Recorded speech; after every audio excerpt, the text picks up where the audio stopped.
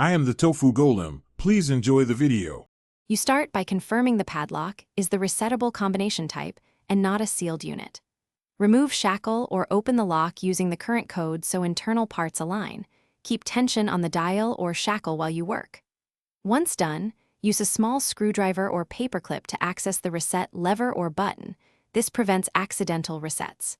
Make sure to document the original code and how the reset mechanism moves so you can reverse if needed. You now enter reset mode by turning the shackle 90 or 180 degrees or pushing the reset lever/button depending on the model. This disengages the current code. Carefully rotate each dial to your chosen digits, aligning them exactly with the index mark. Imprecise alignment causes future failures.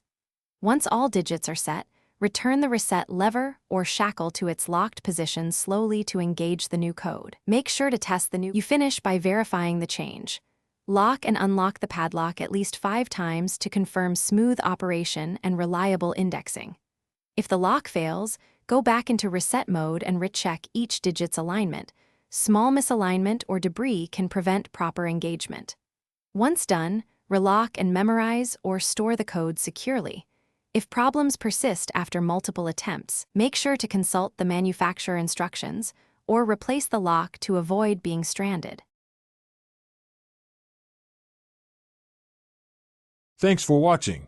Consider subscribing if we helped you today.